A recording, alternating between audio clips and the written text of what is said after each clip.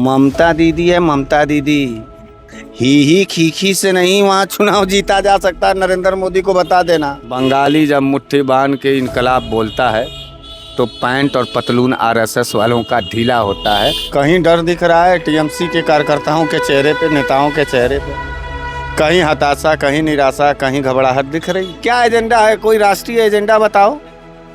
हिंदू, मंदिर, मस्जिद, मुसलमान, बस। इसके अलावा और कोई राष्ट्रीय मुद्दा है तो बताओ। असली योगी आदित्यनाथ और नरेंद्र मोदी सहित तमाम भाजपाइयों का मुझे लगता है कि असली माई बाप मुसलमान है।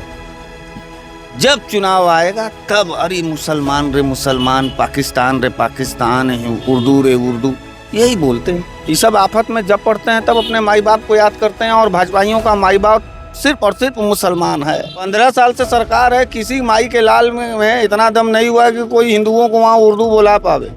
आज ही गए हैं, ये गए हैं बहुत बड़ा हिंदुत्ववादी चेहरा बन करके। और उत्तर प्रदेश में बहन बेटियों का हालत क्या है ये नहीं बताए हैं। अपराधी सब जो है माननीय और सांसद बना दिए योगी आदित्यनाथ। तो मजे की बात हो गई है कि अब हिंदू जिता देगा ममता बनर्जी को। अब अहीं तक जो जीत रही थी तो मुसलमानों का नाम था। अब तो 95% तुमने कहा पत्रकार काट दिया। अगर वहाँ से अब की बार भी अगर ममता बनर्जी जीत जाएंगी तो क्या करोगे, क्या हारोगे? इतना आसान है आप जो कह रहे हैं। बहुत आसान है। लड़ रहे, सब लड़ रहे। दीदी नाम है, दीदी। और बंगाली कभी भी अपने बहन के आबरू को नीलाम होते हुए नहीं देख सकता। आपने शुरू में जिक्र किया, बंगाली कभी भी अपने बेटी को रोते हुए नहीं देख सकता। बंगाली अपने स्वाभिमान को चंद चुनावी रुपए पे बेचने वाला बंगाली नहीं है। उत्तर प्रदेश और बिहार की जनता की तरह बंगाली नहीं है कि अपना पेट भर जाए तो जमीर नीलाम कर दें। बंगाल के लोगों अपने मट्टी के अंतरात्मा का साथ दो। ये गुजराती लोग तय करेंगे। ये उत्तर प्रदेश का मुख्यमंत्री खुद उत्तर प्रदेश का नहीं है, तुम्हारे बंगाल में जा करके बोल रहा है। ये नरेंद्र मोदी तुम्हारे घर के बहन बेटी को हराने के लिए जा रहे हैं। तुम चंद रुपए पर अपने वोट, अपने ईमान को बेचोगे। ये बंगाल की बेइज्जती होगी। साथियों बहुत बहुत स्वागत है खुशखबरिया में। इस वक्त पूरे देश की नज़र बंगाल के चुनाव पर है। 23 और 29 अप्रैल को वहाँ पे चुनाव होना है। लेकिन इसके पहले जो SIR की फाइनल लिस्ट जारी हुई उसमें 27 लाख वोटरों का नाम कटा है। अगर कुल वोटरों का जो नाम कटा है दिसंबर से लेकर फरवरी और फिर अप्रैल, तो 90 से 91 लाख का जो डाटा आया है खबरों के मुताबिक, वो कट चुके हैं। सबसे बड़ी खबर है कि जो ममता बनर्जी की सीट है नंदीग्राम, जहाँ से वो पिछली बार हारी थी शुभेंदु अधिकारी से, उस सीट पर जो नाम कटे हैं 95% मुस्लिम मतदाता हैं और 4.5% हिंदू मतदाता हैं। उन्होंने इसके पहले सुप्रीम कोर्ट में भी SIR की लड़ाई लड़ी थी, लेकिन उसके बावजूद लगातार वो आरोप लगाती रही हैं चुनाव आयोग पर, ज्ञानेश कुमार पर, कि चुनाव में धांधली हो रही है। इन सब के बावजूद वहाँ पे चुनाव होना है। तो किस तरह से ये चुनाव कितना महत्वपूर्ण है, कितनी चुनौती होगी ममता बनर्जी के लिए, उस पर बातचीत करने के लिए हमारे साथ बनारस वाले मिश्रा जी, जो लगातार हर मुद्दों पर अपनी बेबाकी से राय रखते हैं। उन्होंने भी SIR की प्रक्रिया पर लगातार सवाल उठाया है। उत्तर प्रदेश में भी फाइनल लिस्ट जारी हुई है।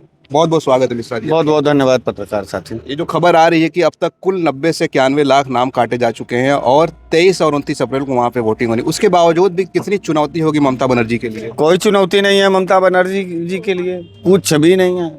आप देखिए, कहीं डर दिख रहा है टीएमसी के कार्यकर्ताओं के चेहरे पे, नेताओं के चेहरे पे। कहीं हताशा, कहीं निराशा, कहीं घबराहट दिख रही है। ये हताशा, निराशा, घबराहट सिर्फ और सिर्फ भाजपाइयों के चेहरे पे दिख रही है। वो सेटिंगबाजी कर रहे हैं। हुमायूं कबीर का 1000 रुपया का डील दिखा कि नहीं दिखा पत्रकार? अब पूछना उन भाजपाइयों से। 1000 करोड़ 1000 करोड़ रुपया का। पूछना उन भाजपाइयों से, यही तुम्हारे मोदी जी महान थे, यही हवा चल रहा था। ममता दीदी है, ममता दीदी। ही खीखी से नहीं वहाँ चुनाव जीता जा सकता। नरेंद्र मोदी को बता देना। वहाँ की नेता का नाम ममता बनर्जी, ममता दीदी है। चुनौती नहीं है तो फिर क्यों इस तरह से लगातार चुनाव आयोग पर आरोप लगा रही है कि भाजपा के लिए चोटागिरी देख रही थी, चोटागिरी देख रही थी। चोर है ना ये सब बहुत जलील टाइप के आदमी है। ये सब पॉलिटिशियन नहीं है। पॉलिटिशियन का एक मानक होता है। बहुत बढ़िया सवाल आपने कहा। सिद्धांत होता है राजनेताओं का। वो स्वाभिमान के साथ अपने जनता के पकड़ के आधार पर, मुद्दे के आधार पर चुनाव लड़ता है। चोटागिरी करके नहीं, ही खीखी करके नहीं, हिंदू मुसलमान करके नहीं। क्या है एजेंडा भाजपा का? क्या एजेंडा है? कोई राष्ट्रीय एजेंडा बताओ। हिंदू, मंदिर, मस्जिद, मुसलमान, बस। इसके अलावा और कोई राष्ट्रीय मुद्दा है तो बताओ। बंगाली अस्मिता की बात कर रहे हैं कि अगर इनकी सरकार दोबारा आई तो वहाँ उर्दू बोलना पड़ेगा। खुद योगी जी आज जाकर बोल रहे हैं कि जो है यहाँ पर उर्दू बोलवाने वाले हैं ये लोग। क साल से है ममता बनर्जी का? 15 साल हो गया उनको सरकार में आए हुए। 15 साल सरकार में रहते हुए अभी तक उर्दू नहीं बोले।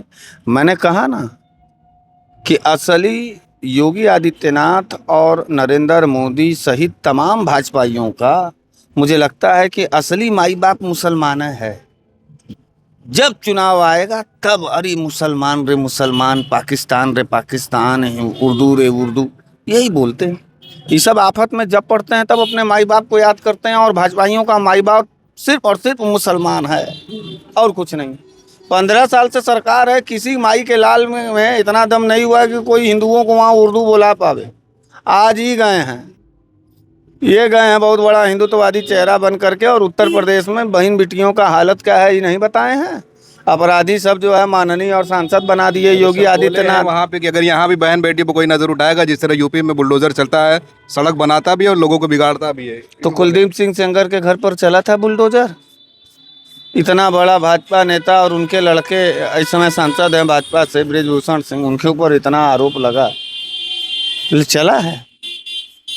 हाउ बम बम जिला अध्यक्ष है भाजपा का, उसका वीडियो लागू चला बुलडोजर। अतीक मुख्तार पर बुलडोजर चला ना। तो अतीक मुख्तार पर बुलडोजर चला ना। मैं बहन बेटियों की अस्मिता को लूटने वाले उन ठाकुर बिरादरी के गुंडों की बात कर रहा हूँ। किन ठाकुरों पर चला है? जाति देख करके बचाना और जाति देख करके टारगेटेड मार देना, इसमें बड़ा अंतर होता है पत्रकार। बंगाल में भी चलेगा उन्होंने। बंगाल कुछ नहीं चलेगा, बल्कि अब की बार ममता बनर्जी जी से मैं कहना चाहता हूं कि चुनाव का रिजल्ट तो आप जीती गई हैं, उसमें कुछ कहना नहीं, एकदम डिक्लेयर है। उनकी जो खुद की विधानसभा है, जो नाम कटे हैं, उसमें 95% मुस्लिम मतदाता जो उनको वोट करते हैं, उनका नाम कट गया है। यही तो मजे की बात हो गई है कि अब हिंदू जिता देगा ममता बनर्जी को। अब अभी तक जो जीत रही थी तो मुसलमानों का नाम था, अब तो 95% तुमने कहा पत्रकार काट दिया।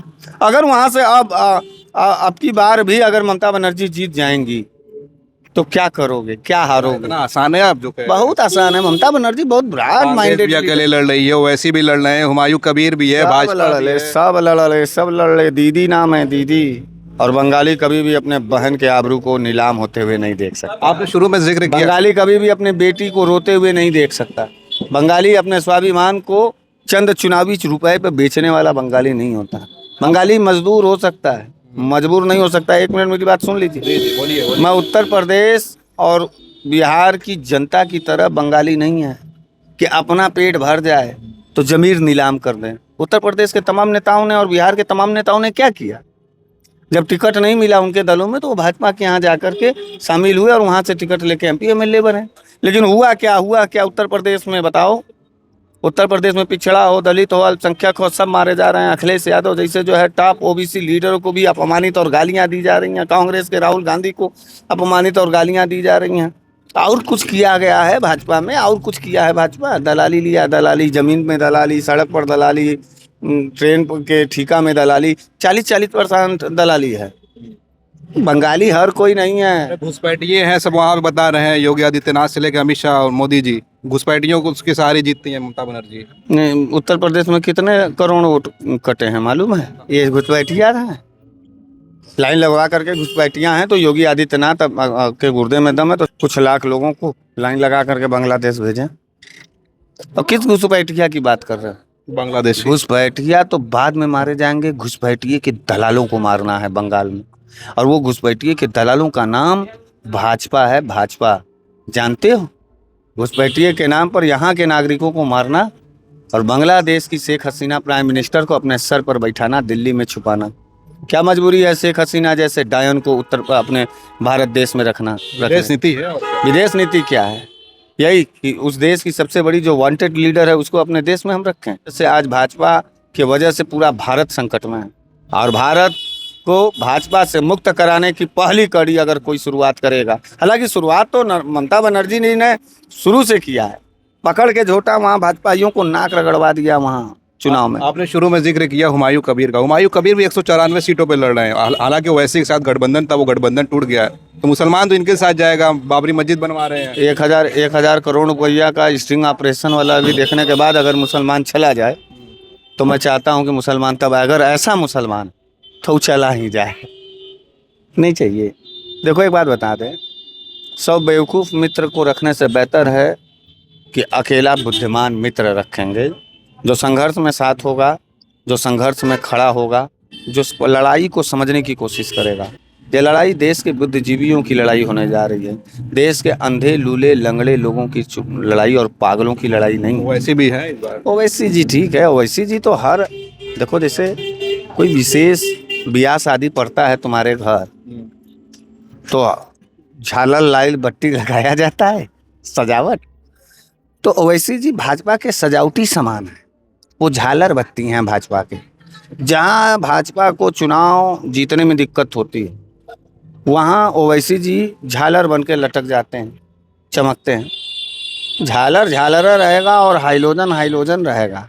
ममता बनर्जी हाइलोजन है। नहीं करेंगे, कुछ नहीं। तुम्हारे बाद में आप ही लोग कहेंगे कि नुकसान उत्तर प्रदेश, तुम्हारे उत्तर प्रदेश, तुम्हारे बिहार, तुम्हारे महाराष्ट्र, बंगाल के लोग, वहाँ स्वाभिमान की लड़ाई है, वहाँ एकता की लड़ाई है। बंगाल की बहन बेटी को कोई गाली दे जाएगा, बंगाल के बहन बेटी को हराने के लिए अगर कोई साजिश रचेगा, तो एकजुट होकर के लोग जो है, चाहे भाजपा हो चाहे कोई भी हो, वो उसको सबक सिखाएंगे सब।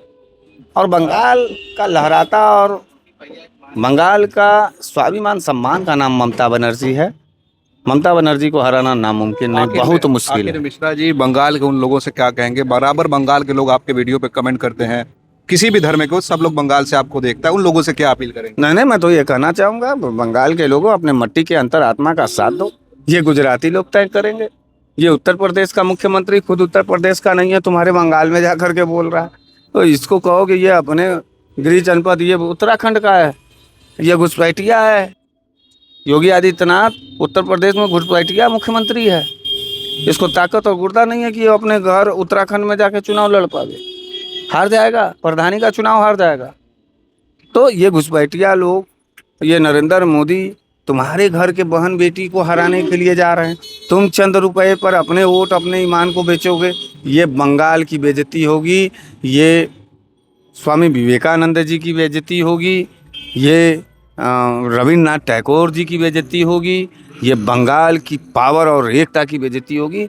अगर आपको अपनी माटी का रक्षा करना है, माने रोटी की रक्षा करना है, बेटी की रक्षा करना है, खेती की रक्षा करना है, तो उसका एकमात्र विकल्प ममता बनर्जी, ममता दीदी हैं। ममता दीदी को जो है वोट दीजिए, और एक बार पुनः इतिहास में इतना ज़्यादा वोट दीजिए टीएमसी को, ममता बनर्जी जी को, इतने कैंडिडेट जिताइए कि समूल विपक्ष वहाँ 0 अंक में जाके सिमटे और आप एक तरफा पूरा रिकॉर्ड बनावें। और वहीं से एक ऐसा जोरदार थप्पड़ मारिए इन भाजपाइयों के मुंह पर कि लाख चोरी करने के बावजूद, लाख साजिश करने के बावजूद, बंगाली जब मुट्ठी बांध के इनकलाब बोलता है, तो पैंट और पतलून आरएसएस वालों का ढीला होता है, मुंह काला होता है भाजपाइयों का। चलिए, बहुत बहुत धन्यवाद बनारस वाले मिश्रा जी से बात हो रही थी, और जिस तरह से बंगाल के चुनाव को लेकर इन्होंने कहा कि वहाँ की जनता एक बार फिर से जो है ममता बनर्जी को, यानी अपनी दीदी को चुनने जा रहा है। चाहे कितना भी SIR में घोटाला हो जाए, SIR के बहाने उनको परेशान किया जाए, लेकिन वहाँ की जनता ममता बनर्जी के साथ अब आने वाले अप्रैल 23 और 29 को वहाँ पे चुनाव होना। उसके बाद जो नतीजे आएंगे उस पर हम बातचीत करेंगे बनारस वाले मिश्रा जी से। आप देख रहे थे खोज खबरिया, बनारस से मैं उबैद, बहुत बहुत शुक्रिया।